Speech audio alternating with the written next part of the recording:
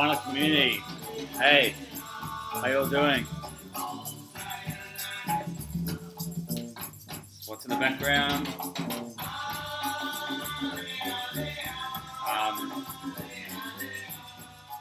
Turn down a little bit. Super damaged cover. The record's in really great shape. Been on my list for ages. I picked this up yesterday. Amazing album. Sort of UK funk, rock, reggae outfit from, I want to say early 70s. 72, there we go. So the weird thing about this album, the album cover is actually this way, even though I want to hold it that way because the gatefold opens. One moment. Like that, so it's kind of the inside here. Yeah. Amazing record, as you can hear in the background. Hope you're all doing well. It's been a long time, I reckon, since I've done one of these videos. I'd say it's almost been a couple of months, actually. Made a video last night with Anthony, as you'll have probably seen by now. Had a really great day, lots of fun. Sort of inspired me to come on today and make an update. Picked up a lot of stuff in the last couple of months. I won't show everything. I've picked about 10 records that I'm really happy with. I suppose the highlights, pick of the bunch and all that. So yeah, I'll stop rambling and get into it. So that I picked that up yesterday. I got that really cheap, basically because the cover is ruined, but we play the music, not the cover. So I'm super happy with it. Great to finally have it. Went to a record store yesterday with Anthony and picked up a couple of items. This is the first one, Popo Vu Kailash. This is sort of like a box set, 2 LP box. Released by Soul Jazz, came out this year. The first LP is like a really nice solo piano thing, very spacious and atmospheric. Yeah, the piano has like this really nice bloomy atmospheric effect to it, and the second record is sort of an imaginary soundtrack, I suppose, which is the one that blew me away. It's sort of like the classic early Popo Vu stuff. Yeah, beautiful, spiritual. So you've got 1 LP. So that's, from what I can tell, Kailash is actually a mountain in like the far east corner of Tibet. And it's really hard to get to, and it's quite a religious mountain. So here's a DVD that comes to it, which will be a really interesting watch, I reckon. Got some cool postcards. There's Florian Frick. So I'm doing it on my laptop, and everything's inversed, so it's kind of messing with me. There he is at the mountain itself. So yeah, the soundtrack sort of is meant to represent and sound like the mountain, has a bit of Tibetan influences happening with it. So yeah, really cool. I'm really happy to have that. Weirdly, it was cheaper in the store than it was to get shipped online. I guess that's the thing with shipping these days now. The record store was almost cheaper than buying online. You know, it used to be like that. You know, a couple of years ago. It's crazy. Second one I picked up. Don Cherry and the Jazz Composers Orchestra, Relativity Suite. This is an original pressing on, I suppose you pronounce it JCOA. I think this is the third in the series of the Jazz Composers Orchestra. Here's the label. Really cool world spiritual fusion record. Not really fusion, I suppose. It's obviously has a lot of Indian influences and a lot of traditional Chinese influences on it. Yeah, really cool to have this. Amazing list of players. There's Eagle Eye Cherry on the back. There he is. Obviously Don Cherry's son. Yeah, so there you go. Really cool to have this essential Don Cherry. Although I still feel like that Live in Stockholm record is so underrated. I tend to go for that one a lot. I pull it out a lot, and I think it's fantastic. I think that came out last year on the Swedish label, whose name I've forgotten right now. Yeah, Very cool. Speaking of a Swedish, um, this is the new album from our very own Anders' label, Signal and Sound. I'll try my best to pronounce this, but it will be completely off. Brandabra Roger Parvinden. It's probably, I assume you don't pronounce that Pa. But yeah, very cool. Obviously, the artwork is very similar in style to the Anders Island Unit one. Really cool, avant-garde, sort of spacious jazz. Really tight playing. Really nice sense of movement in the music. They sort of play loose and tighten up a bit and speed it up. And yeah, brilliant. Sounds amazing. Definitely jump on it because this is obviously very limited. I'll highly recommend it. I'm really, really happy with this. So cheers, Anders, if you're watching. Keep those records coming out. I'll be buying them. He also sent me a nice little note there thanking me for my support and all that. There we go. All right. Record has been on my list for ages.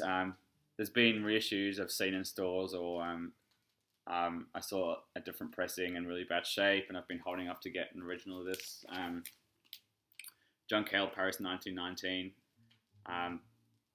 The one John Cale that I really wanted to get. I know I've got it, so amazing, beautiful record. Yeah, this is an original UK pressing on Reprise, came out in 1973. Beautiful, gorgeous record. It has this really amazing sound, so it sounds very nostalgic and almost old. Lots of songs about yearning and times past and stuff like that. Andy Lucia, beautiful song. Killer record. Man, get this on your radar if you haven't heard of it. It's a fantastic album. Saw recently, I pronounce it Samande. I don't even know if you pronounce it Samande. I don't know. Anyway, apparently they've reformed and they're going to tour this year, which is really cool. Really interesting. A band I wouldn't expect, to reform, but there we go.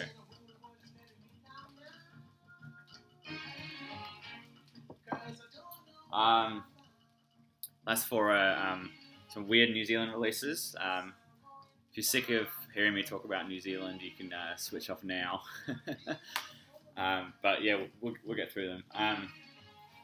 Still in the jazz vein. This is my sort of my entry into the obscure class. The obscure, what's it called? The one that's going around at the moment. Show a record that no one else in the VC has. This is called The Backbone by a New Zealand avant-garde jazz band called Rabbit Lock. I'll put a bit on in the background while I explain it. So, I recently met up with Chris Walker when I was back in New Zealand. He has a channel in here called Waiheke Records where he shows a lot of New Zealand music. Last time I was in Auckland, I ended up meeting up with him. Went for a dig at Real Groovy, and he was digging next to me, and he pulled out this record on this label called Braille. And he obviously seemed quite excited to grab that. And I said to him, "What's this?" And he said, "Oh, it's this experimental, weird label out of Wellington, New Zealand, sort of active for 18 months only in Wellington." The label sort of was funded by the local university for 18 months. These guys were so talented. I think there was only about 20 releases before they ended up getting funding cut, probably because they were probably a bit too experimental. And yeah, completely weird, avant-garde. I don't know how to describe it. I took it to Anthony's house and he was blown away by it too. A true obscurity, really. When you look at the instruments on here, you've got xylophones, banjos, bass, clarinet, saxophones, electric guitars, accordions. Just a really bizarre mix of music. This absolutely stunned me. So yeah, I should explain. I found this when I was in Wellington, and I only really picked it up because I knew the Braille label that Chris told me about. Yeah, this is fantastic. Hardly any info online about this, but absolutely killer. Yeah, so I have a feeling that's probably the one record that no one else in the VC has. If by any chance you do have, please show.